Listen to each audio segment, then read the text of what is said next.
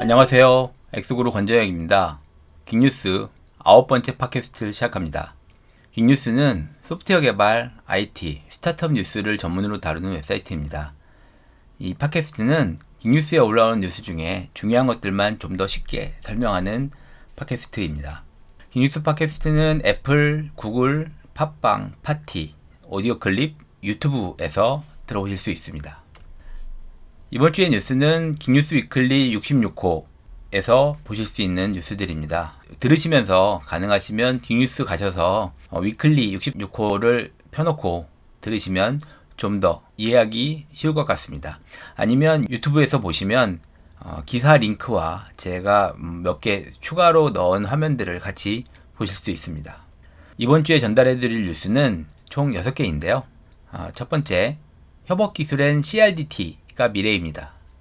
두 번째, 트윌리오가 세그먼트를 3조 원에 인수했습니다. 세 번째, 구글의 프로그래머블 서치 엔진, 프로그래밍 가능한 검색 엔진. 네 번째, 해커뉴스에 글 올리기 좋은 날과 시간은? 다섯 번째, CG SQL, SQL라이트용 스토어드 프로시저 생성기.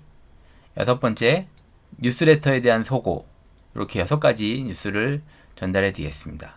그럼 긱뉴스 팟캐스트 시작합니다. 첫 번째 뉴스는 협업기술엔 CRDT가 미래입니다. 글의 제목은 제가 틀렸어요. CRDT가 미래입니다.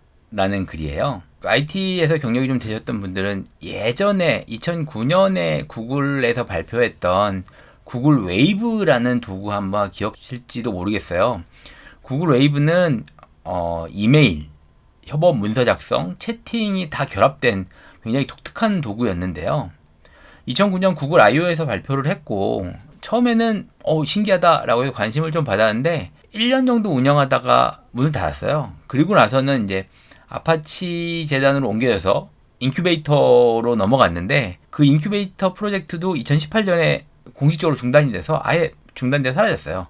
제가 왜 구글 웨이브를 왜 말씀드리냐면 CRDT 글을 쓴 사람이 이름이 조셉 젠틀이라고 하는데 이분이 구글 웨이브의 개발자였어요. 구글 웨이브가 사용하던 기술이 OT, 오퍼레이셔널 트랜스폼 기반이었는데 오퍼레이션 트랜스폼 기반은 틀렸고 CRDT, Conflict Free Replicated Data Type이라고 하는 요 CRDT 방식이 미래라는 글을 적은 게 요 메인 뉴스인데요.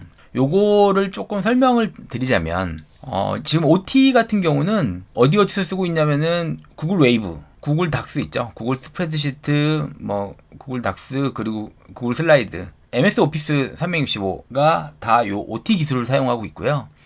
CRDT를 사용하는 거는 요즘 이제 많이 사용하고 있는 피그마, 레디스나 리악에서도 쓰고 있다고 하고요. 국내 그 협업 도구를 만드시는 요키 팀에서도 요 CRDT를 사용하고 있다고 댓글을 달아주셨어요. 동시 편집을 지원하는 요 기술 중에서는 이게 미래라는 얘기인데요. 이 글에 보시면 조셉 젠틀이 자기 글에서 마틴 클랩만의 발표를 보고 나서 이제 느낀 점을 적은 건데 이 마틴 클랩만이라는 분이 뭐냐면 캠브리지 대학의 교수로 있는데 이분이 그 오토머지라고 하는 CRDT 라이브러리를 만드시는 분이에요. 그런데 그분이 CRDT에 대해서 이제 설명한 동영상을 1시간 10분짜리 강연 발표 동영상이 있어요. 집에서 녹화를 하셨던데 CRDT의 어려운 부분이라고 하는 동영상을 이제 올려주셨고 그거를 처음에 링크를 했거든요. 근데 요 동영상이 굉장히 재밌어요. 처음에 이 OT와 CRDT를 비교해서 설명을 해주시거든요. 근데 발표 자료도 같이 올라와 있어서 발표 자료에 보면 오퍼레이셔널 트랜스포메이션 OT하고 요 CRDT하고 두 개가 그러니까 OT 자체가 만들어진 거는 1989년에 만들어져서 2006년대까지 계속 쓰였고 그 이후에는 2006년부터는 이 CRDT가 더 많이 사용한다라고 설명을 하면서 OT 기술 자체를 설명해요. 왜 오퍼레이셔널 트랜스포메이션이냐라고 얘기를 하는데 요거 제가 딱 그냥 말로 말씀을 드리면 구글 닥스에서 같은 문서를 2명의 사용자가 양쪽에 같이 열어놓고 같이 편집을 한다고 했을 때 글자를 헬로라고 치면 한쪽에서 중간에 L자를 쓰고 세 번째 칸에다가 L을 치고 한쪽에서는 마지막 칸에다가 느낌표를 친다라고 하면 이 오퍼레이셔널 트랜스폼에서는 어떻게 하냐면 두 번째 사용자가 마지막에 느낌표를 넣었다고 하면 네 번째 칸에 인덱스 4에 느낌표를 넣으세요 라고 하는 오퍼레이션과 세 번째 칸에 HAEL 에서 요 L에다가 세 번째 칸에 L을 넣으라고 하는 오퍼레이션 두 개가 있잖아요. 그 두 개의 오퍼레이션을 서버로 보내는 겁니다. 그럼 서버가 받아서 그거를 통합하는데 한쪽에는 세 번째 칸에다가 L을 넣는 걸 먼저 해요.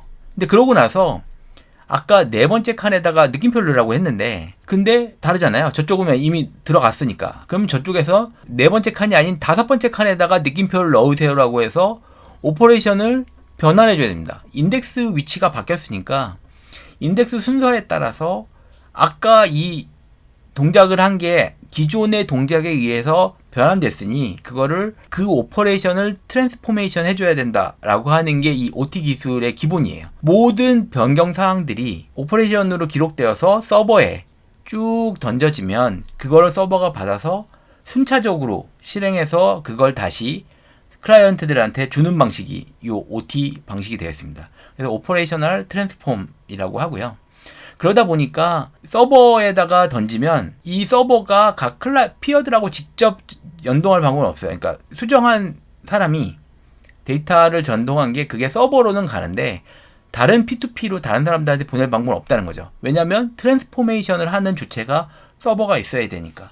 그래서 이 CRDT의 문제는 중앙집중식 DB가 필요하다는 거고요. 구글 닥스 같은 경우에 사람이 많이 몰리면 이 문서는 과부하되어서 편집이 불가능합니다. 이런 메시지가 나온다는 거죠. 이런 것들을 회피하는 시도를 많이 했고 특히나 구글 웨이브가 그거를 회피하는 시도를 많이 했기 때문에 동작은 잘 했는데 버그가 너무 많고 복잡했다고 얘기하는 거였어요. 이 조셉 젠틀이. 근데 CRDT는 어떤 방식이냐면 어떤 노드가 그 변경사항을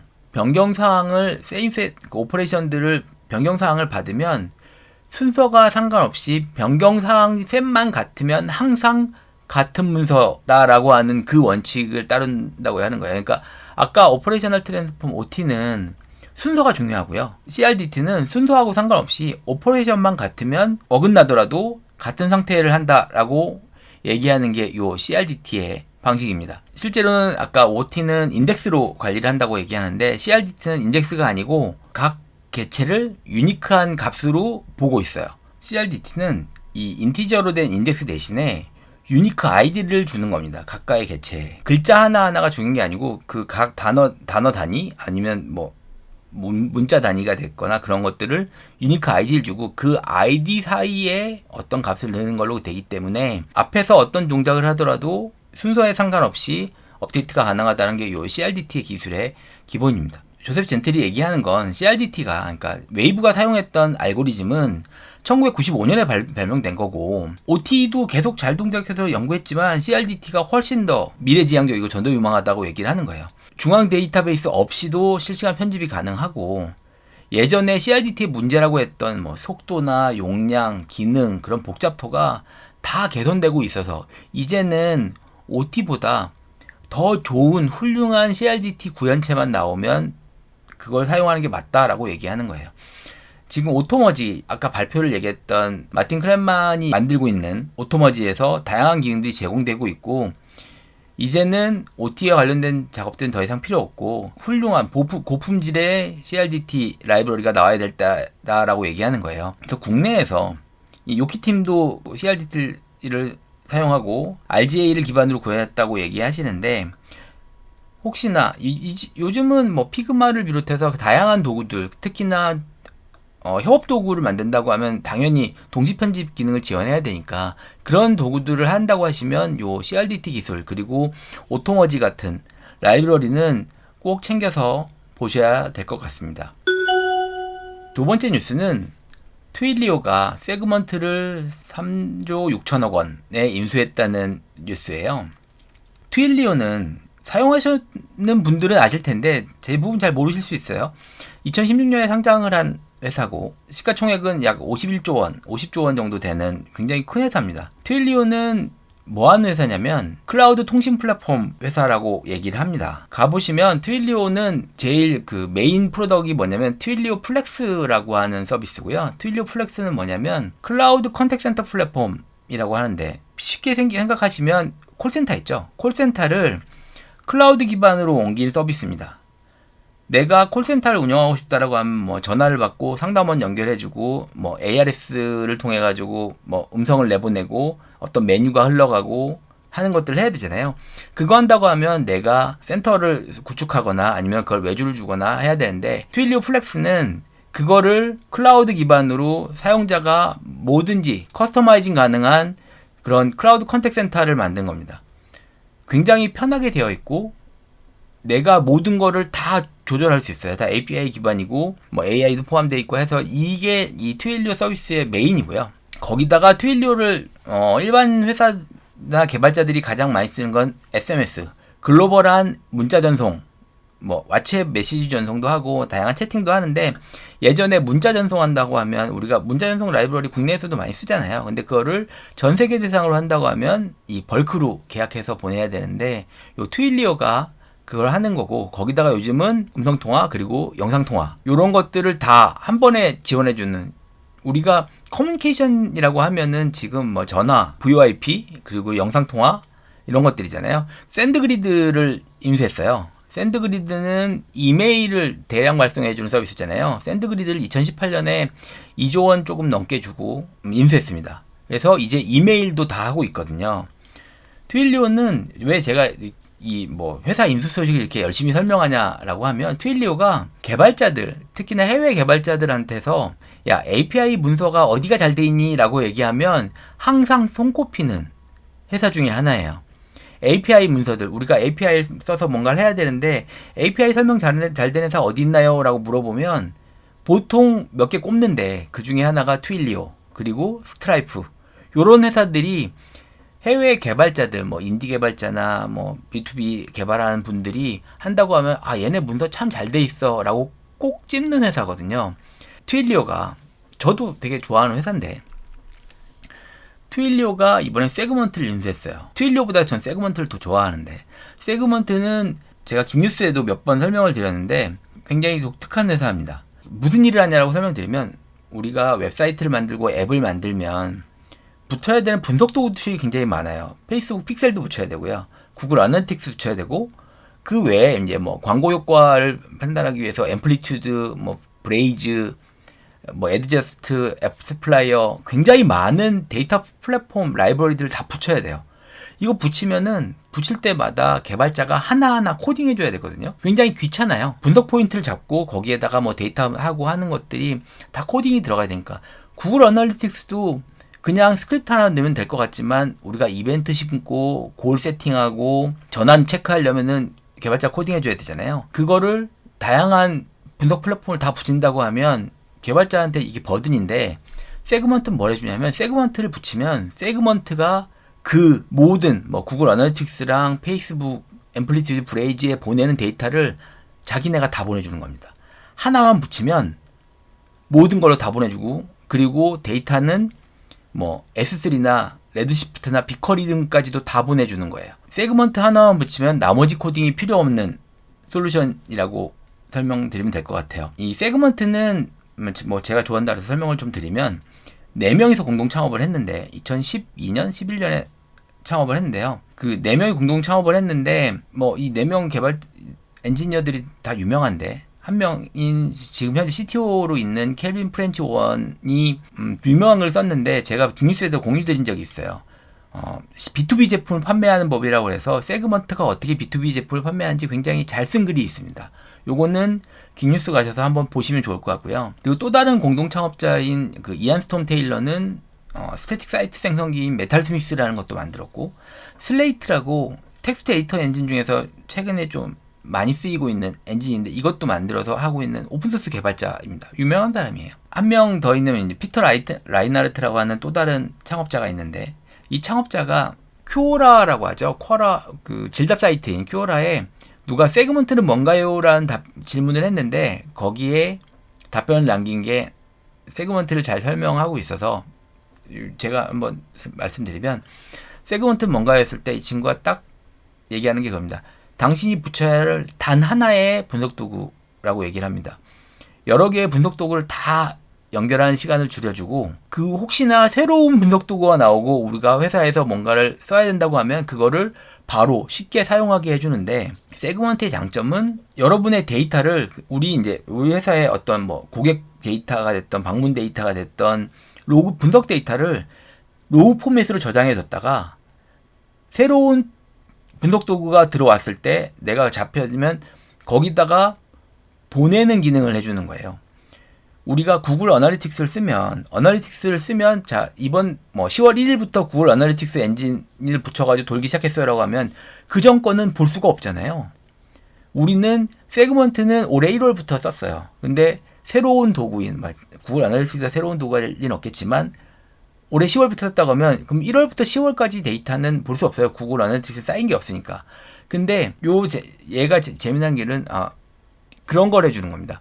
기존의 로그 데이터를 가지고 저쪽 서비스에다가 던져주는 기능도 할 수 있다는 거예요. 왜냐하면 로그 데이터가 있으니까 리플레이 할 수 있게 1월부터 9월까지 데이터는 이거예요. 싹 던져가지고 처음부터 다 적용할 수 있게. 아마 구글 어널리틱스는 예전 데이터를 넣는 기능이 없을 텐데 다른 분석 도구들은 이전 데이터 가져오기가 있다고 하면 얘네들은 로우 데이터를 갖고 있으니까 그거를 다 보내줄 수 있는 거죠. 새로운 도구가 들어오더라도 기존 데이터를 다 보내서 바로 적용 가능한 좋은 솔루션이 되는 거죠. 세그먼트가 가는 얘는 그게 하나 있고, 또 하나는 우리가 뭐 사용자 유저 플로우를 분석하고 싶어라고 하면 어떤 도구를 써야 될지 모르잖아요. 어널리틱스 하는 솔루션 세일즈 팀을 만나면 다들 자기 도구가 좋다고 얘기해요. 그런데 세그먼트는 딱 그런 얘기를 합니다. 어떤 서비스를 사용해야 될지, 당신의 문제에 딱 적합한 솔루션이 뭔지를 자기들이 추천해준다고 얘기해요. 그러면서 왜 세냐면 세그먼트가 다른 서비스를 추천해주면서 거기서 얻는 수익이라는 게 없거든요. 레퍼럴 보너스를 자기네들이 받지 않아요.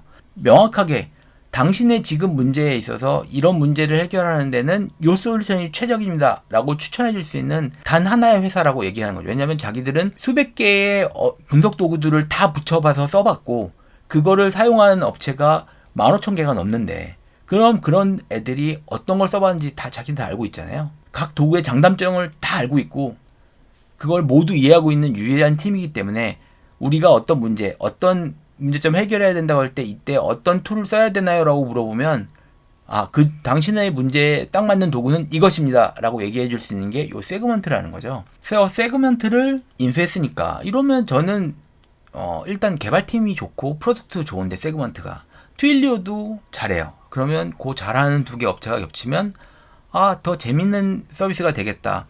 트윌리오가 샌드그리드 사가지고 샌드그리드의 샌드그리드를 마케팅 솔루션으로 하는 것들을 내부에서 계속 내재화시켜서 잘 만들고 있거든요.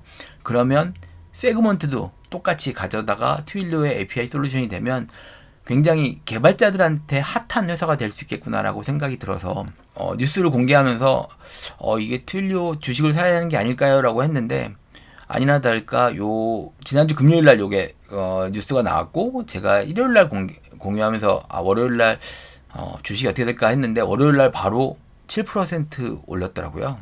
트윌리오 주식이 시장에서 알고 있는 거겠죠. 미국 시장이 다 좋다고는 하지만 갑자기 7%가 올랐으면 충분히 잘하는 회사가 아닐까 생각이 들고요. 제가 세그먼트가 굉장히 좋다고 계속 말씀을 드리는데 세그먼트를 포기하는 회사들이 많거든요. 왜냐하면 비싸요.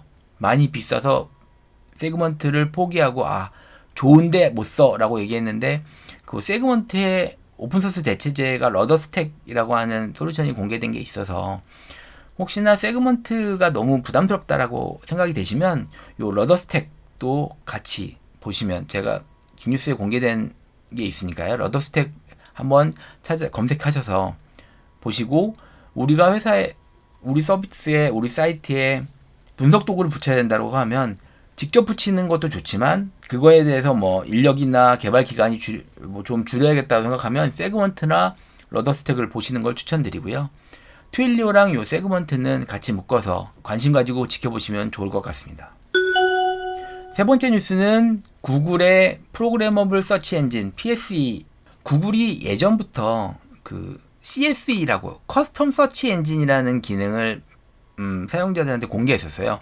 구글이 전 세계 웹사이트를 돌아다니면서 다 인덱싱을 합니다. 그 인덱싱을 통해서 웹사이트들의 정보를 다 가져올 수 있잖아요. 그거를 내가 마음대로 맞게, 나는 구글의 엄청 방대한 검색 인덱스 중에서 난 요 부분만 쓰고 싶어 라고 해서 뽑아내서 쓸 수 있게 만든 게 요 PSE인데요. 보통은 내가 이제 어떤 웹사이트를 운영해요. 내 웹사이트에 검색 엔진을 붙이고 싶어요. 그러면 내가 개발해야 된다고 하면 뭐 엘라스틱 서치를 도입해서 붙이고 하는데, 우리는 또 한국어가 문제가 되니까 그럼 또 형태소 분석기 또 얹고 해야 돼. 이런 작업들을 쭉 해야 되잖아요. 이것도 굉장히 타임 컨슈밍한 일이 될 수 있어서, 내가 스타트업인데 검색 기능을 만들긴 해야 되는데 검색 기능이 메인은 아니고 돌기만 하면 된다 라고 하면, 그러면 선택 가능한 게 요 구글의 PSE가 되겠습니다. 긱뉴스도 PSE를 사용하고 있어요. 긱뉴스 밑에 보시면 검색창이 있는데, 검색창에서 검색하시면 요 검색 기능이 화면에 뜨긴 하는데, 이게 제가 구현한 건 아니고요. 구글 PSE를 써가지고 검색을 실행합니다. 보시면 구글에서 이제 만든다고 하면 어떻게 뭐 검색 엔진 이름을 지정하고 설명 붙이고 어떤 사이트만 검색할 거냐를 URL을 딱 줄 수 있게 되어 있어요. 나는 요런 지금 긱뉴스 같은 경우 news.hada.io의 토픽으로 시작하는 모든 것, 그리고 뭐 팟캐스트나 블로그 위클리만 검색한다라고 하는 세팅을 하고, 그렇게 해서 검색해 보면 명확하게 딱 내 사이트에 있는 검색만 지원되는데, 이게 장점이 뭐냐면, 만약에 검색 엔진을 만든다고 하면 자바스크립트를 검색한다 그랬을 때 한글 자바스크립트냐 영문 자바스크립트냐 아니면 JS냐, 이거를 제가 고려해서 검색 엔진을 만드는 건 굉장히 귀찮은 일입니다. 근데 구글은 그거를 알아서 처리해 주는 거예요.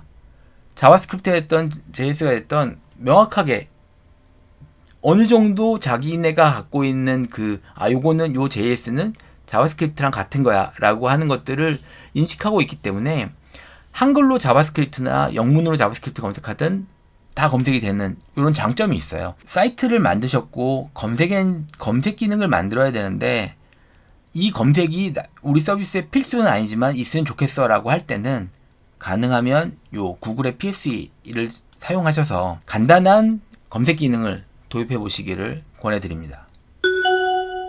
다음 뉴스는 해커뉴스에 글 올리기 좋은 날과 시간은 이라는 글이에요.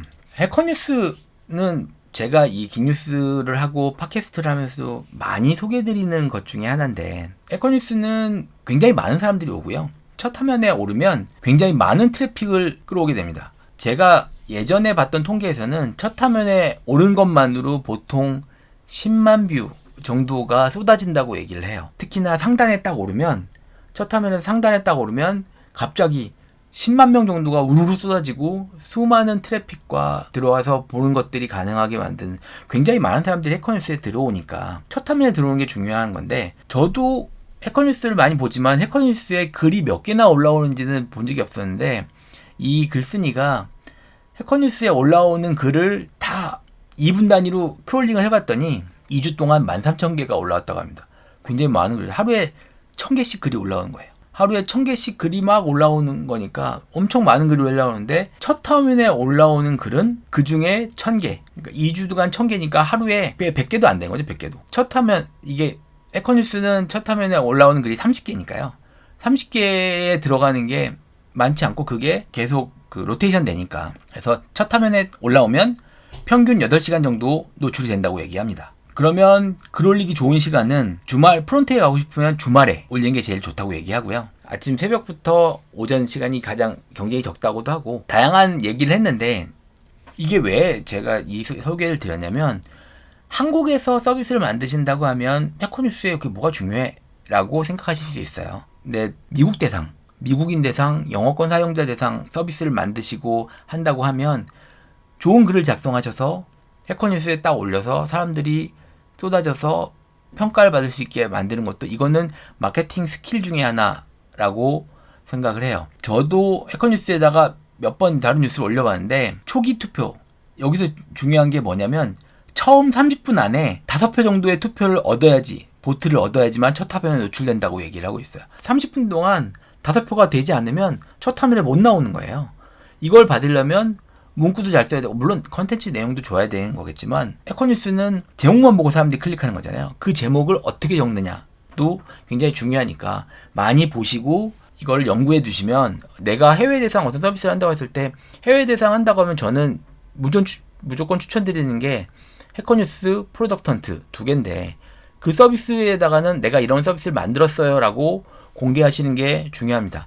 해커뉴스는 그 뉴라고 새로운 글만 딱 보이는 곳이 있고, 에스크라고 질문과 답변 올리는 곳이 있고, 쇼라고 내가 만든 것들을 공개하는 사이트가 있습니다. 쇼는 조금 특이하게 관리해줘요. 이거는 내가 만든 건데 와서 평가해주세요 라고 올리는 거거든요. 제가 해커뉴스 사용법은 따로 한번 제가 유튜브 동영상이나 이런 걸 찍어서 한번 공유를 해드리고 싶어요. 왜냐면 한국에서 웹 서비스를 만들고 영어권 서비스를 만들었는데 해외 사용자 대상으로 홍보를 하고 싶어요 라고 하면 제일 좋은 게 해커뉴스인데 사용법을 모르면 안 되잖아요. 요거는 제가 따로 한번 소개를 드리겠습니다만 요 화면들을 보시고 어떻게 사용하는지를 보면 좋겠다라고 해서 요 뉴스를 말씀드린 거고요.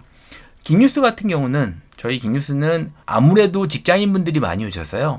오전 9시에서 오후 5시, 그러니까 낮 시간이죠. 낮 시간이 가장 사용자들이 많습니다. 가끔 제가 이제 보고 있으면 긱뉴스에 저녁에 글을 올려주시는 분들이 있는데 사실 트래픽이 많이 안 나고 많이 안 보세요. 다음날 아침에 보고 하니까 가능하면 긱뉴스에 뉴스를 올리실 때 뭐 아주 급한 뉴스들, 뭐 애플이 뭐 신제품을 발표했다거나 큰 뉴스들은 실시간에 올려도 좋겠지만 내가 링크를 많이 클릭을 많이 받아보고 싶다라고 하시면 요 낮 시간 아침 오전 9시부터 오후 5시 정도에 올려주시면 좋을 것 같습니다. 그리고 해커뉴스에 링크를 올릴 때 하나 주의하실 점은 제가 해커뉴스 아이디를 만들고 얼마 안 됐으면 새로운 도메인, 신규 도메인은 등록이 잘 안 될 때가 있어요. 해커뉴스가 이건 너무 신규 도메인이고 한 번도 뉴스가 올라오지 않은 곳이야 라고 하면 튕겨냅니다. 뭐 깃허브나 미디엄이나 이런 주소들은 다 받아주는데 완전 신규 도메인은 스팸이라고 생각하고 튕겨낼 때도 있어요. 그러니까 어떤 내 데이터를 보여준다고 했을 때 내 도메인도 좋지만 아니면 깃허브에다가 관련된 설명을 올리거나 깃허브 IO로 만드는 블로그를 만들거나 해서 올리시는 것도 또 다른 워크어라운드가 될 것 같아요. 그래서 해커뉴스에 대한 설명은 제가 따로 한번 드리도록 하겠습니다.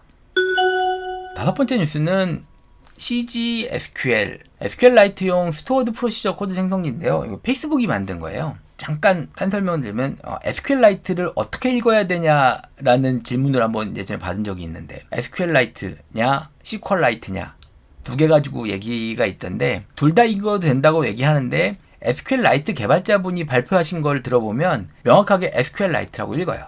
T 발음은 거의 안 돼요. SQLite이라고 얘기를 하는데 그래서 저도 그냥 SQLite라고 발음하겠습니다. SQLite를 용 스토어드 프로시저 코드 생성기라고 하는데 페이스북이 SQLite는 기본적으로 스토어드 프로시저가 없습니다. 다들 SQLite 사이트에 가서 SQLite의 적절한 사용처라는 글이 공개되어 있는데 거기에 가보시면 뭐라고 써 있냐면 SQLite는 클라이언트 서버 데이터베이스랑 싸우지 않습니다. SQLite의 경쟁 상대는 Fopen이에요 라고요. Fopen 뭔지 아시죠? 그냥 파일 오픈하는 거잖아요. 프로그램 짜는데 간단한 파일 저장하고 하기 위해서 Fopen으로 열고 거기다가 리드라이트 하는데 랜덤 할 수도 있고 시퀀셜 할 수도 있고 파일에다 쓰고 있는데 그거 대신 SQLite를 써라라고 하는 게 SQLite의 기본 사용처예요. 좀 더 간단하게 데이터를 쉽게 쓰는데 DB 방식으로 쓸 수 있다라는 게 SQLite의 장점이라는 거죠. 그러다 보니 SQLite는 스토어드 프로시저가 없어요. 스토어드 프로시저는 요즘은 스토어드 프로시저를 많이 쓰지 않는다고도 얘기하지만 스토어드 프로시저 있으면 편한 게 있거든요. DB에서 내가 어떤 순차적인 처리를 해야 돼요. 뭔가 데이터 하나 업데이트하거나 델리트하면 다음 동작들을 해야 된다라고 했을 때 그거를 클라이언트 단이나 서버 단에서 하게 되면 쿼리를 계속 호출해가지고 뭔가 작업을 해줘야 되거든요. 그게 좀 더 힘든 작업이 될 수 있어서 편하게 스토어드 프로시저 걸어놓고 특정 인서트, 특정 업데이트가 일어났을 때 이런 작업을 수행해 라고 적어놓으면 작업을 해주니까 훨씬 편해요. 물론 싫어하시는 분들도 많죠. 그거 하면 코드가 분산돼서 힘들다 라는 분도 있지만 비즈니스 로직의 일부 부분을 스토어드 프로시저에 넣어놓으면 개발 코드가 확 줄어드는 효과가 있다라고 얘기하니까 장단점에 대한 얘기는 여기서 얘기할 건 아닌데 스토어드 프로시저는 여러모로 쓸모는 많은데 SQLite는 아까 말씀드린 대로 유틸리티성으로 만든 거죠. 유틸리티성으로 데이터 저장하고 빼는데 SQL을 이용해서 데이터 넣고 뺀다라는 것밖에 없으니까 스토어드 프로시저 자체가 없고 만들 생각도 없는 거예요. SQLite는 대부분 그래서 요즘 특히나 모바일 앱에 내장된 그 사이트에도 적거든요. 인베디드 디바이스에다가 IoT 기기에다가 DB가 필요할 때 SQLite 갖다 쓰세요. 아니면 어플리케이션에서 파일 저장할 때 쓰세요라고 탁 명시돼 있어요. 천명시. 그런 용도로 많이 쓰는 건데 제가 어플리케이션을 만들었어요. 모바일 앱을 만들었는데 모바일 앱에서도 DB 처리를 계속 호출하는 거 말고 얘가 어떤 식으로 해줬으면 좋겠어. 자동으로 해주는 걸 하고 싶어 라고 필요할 때가 있는데 그걸 하기 위해서 페이스북이 이 워크라운드를 만든 겁니다. CGSQL이 뭐 하냐면 TSQL로 작성된 스토어드 프로시저를 SQLite의 C API를 이용한 C 코드로 변환해 주는 거예요.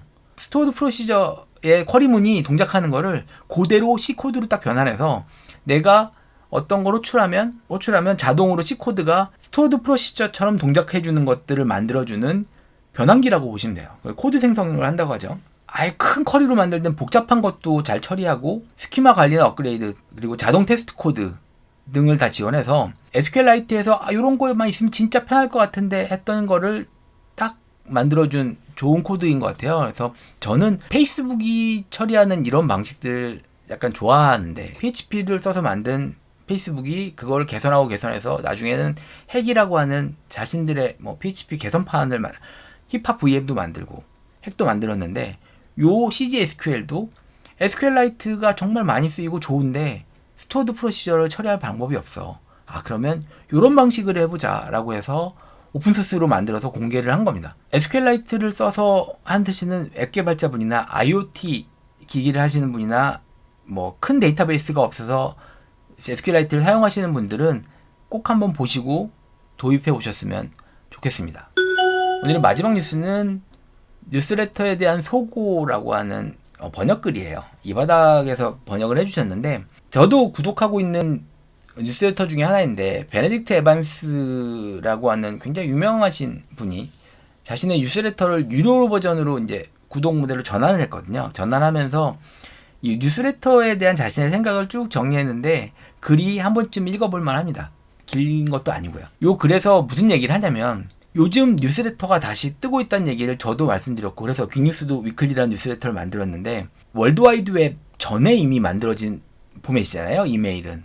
근데 웹이 오고 웹이 발전하면서 이메일로 전달되던 것들이 다 없어지고 블로그가 2000년대 초중반부터 막 뜨면서 블로그가 올라오고 블로그들이 너무 많아지니까 블로그를 읽기 편하게 하기 위해서 RSS를 만들고 RSS 피드를 만들어서 읽고 그랬는데 인스타그램이랑 페이스북, 트위터들이 등장하면서 좀 컨텐츠의 소비 패턴이 변했죠.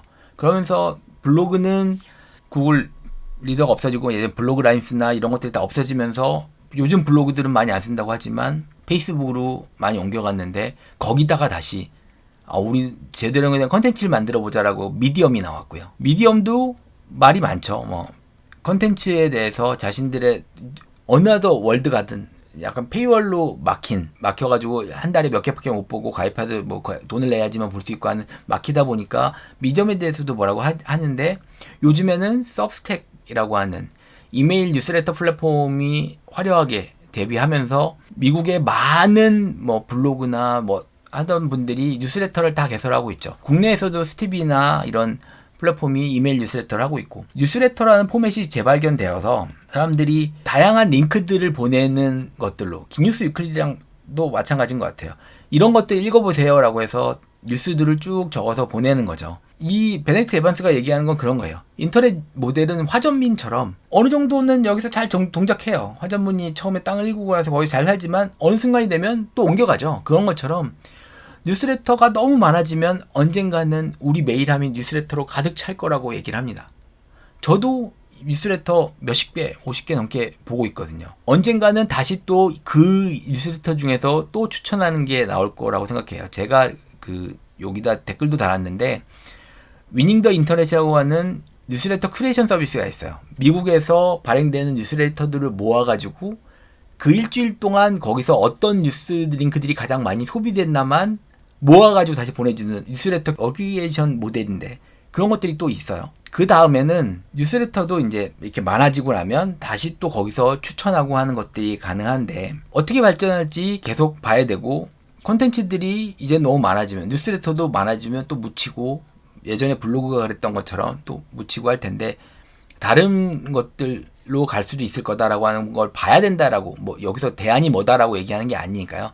하는 거가 있고 또 하나는 결제 모델을 얘기합니다. 뉴스레터 부분에서 신기한 거는 이 결제가 아직 독특한 방식은 없어요. 그냥 서브스택도 뉴스레터를 구독하면 뭐 얼마, 연간 얼마, 월 얼마를 내면 구독 가능, 그러니까 유료 뉴스레터죠. 그렇게 가능한다고 하는데 이 기술이 새롭지가 않다는 거예요. 결제 모델이 붙으면 또 다른 게 무언가 있어야 될 텐데, 뉴스레터가 좋은 점은 우리가 구독 서비스를 한다고 하면 넷플릭스를 구독하면 넷플릭스는 제 컨텐츠고 내가 스트리밍 받고만 말잖아요. 근데 이메일 뉴스레터를 구독하면 좋은 점이 딱 하나 있죠. 이메일로 와서 내 이메일 수신함에 꼽힌다. 그러다 보니까 이 디지털 세상에서 내 거를 소유하는 느낌, 물리적인 물건을 소유하게 되는 느낌이 드는 거, 이것만으로 결제를 하게 만드는 요인이 될 것 같지는 않다는 거예요. 그래서 저는 이런 생각이 들어요. 구독 서비스가 많아지고 유료화가 되면 또 다른 유료화 방식들이 나올 건데, 그거를 어떻게 설계하느냐가 다음 요 뉴스레터가 더 발전하는 데 있어서 그런 주도권을 지는 누군가가 또 나오지 않을까, 이런 생각을 해요. 해외 뉴스레터들 제가 보는 것들 중에 돈을 내고 보는 뉴스레터들이 몇 개 있는데, 그 중에서 그런 몇 개는 이런 식으로도 합니다. 제가 돈을 내고 뉴스레터를 보면 뉴스레터 받아보는 건 똑같은데요, 그 뉴스레터 보는 사람들만 별도 커뮤니티가 만들어집니다. 어디는 슬랙으로 하고 어디는 별도 웹사이트가 있는데, 거기서 들어가서 이 뉴스레터를 보는 사람들끼리만 커뮤니케이션 할 수 있는 클로즈드 서클이라고 하죠. 그들만의 커뮤니티를 하나 만들어주거든요. 요것도 우리가 유료 결제를 하게 만드는 하나의 요인인데, 이런 것처럼 뉴스레터가 이만큼 발전되고 많아지면 그 다음에 뉴스레터를 유료화하는 방식이 여러 가지가 나올 건데, 사용자가 늘어나면 광고 붙여서 돈을 벌 수 있을까는 굉장히 올드한 방식이라고 생각해요. 나만의 유료화 모델을 만들어야 되는데, 그 나만의 유료화 모델이 뭐가 될 수 있느냐는 계속 고민해 봐야 된다는 거죠. 저희가 웹툰의 그 결제 모델을 처음에 얘기할 때 웹툰은 다 공짜야 했다가 웹툰을 미리 보기라는 방식으로 해서 결제 모델을 만들고 하는 것들이 나온 것처럼, 아니면 게임도 프리투플레이라는 거 전에는 다 돈을 내고 결제했지만, 프리투플레이가 나오고 나서 무료로 게임하지만 거기서 유료 결제를 조금씩 해서 아이템을 사고 아바타를 사고 하는 거 하다가, 요즘은 거기다가 다시 정기 구독 모델이 붙어서 뭐 시즌제 아이템을 하고 시즌 가입을 하고 하는 것들로 자꾸 발전해 왔잖아요. 이메일 뉴스레터도 처음에는 무료로 그냥 메일을 발송하고 광고를 하지만, 거기에 유료화로 결제를 하면 이메일을 한 번 더 보내주거나 더 딥한 내용을 보내주거나 하는 모델까지는 와 있는데, 그 다음에 또 다른 뉴스레터의 결제 모델이 또 나올 수 있을 거라고 생각해요. 저도 이 긱뉴스 하면서 위클리를 만들고, 뭐 유료화하겠다는 게 아니고 긱뉴스 위클리를 만들고 긱뉴스의 사용자들이 많아지면 새로운 결제 모델을 시도해보면 재밌지 않을까라고 생각을 합니다. 한번 요거는 관심을 가지고 지켜봐 주시면 좋을 것 같아요. 오늘 뉴스는 여기까지고요. 다음 시간에 또 좋은 뉴스로 찾아뵙겠습니다. 좋아요랑 구독도 부탁드려요. 고맙습니다.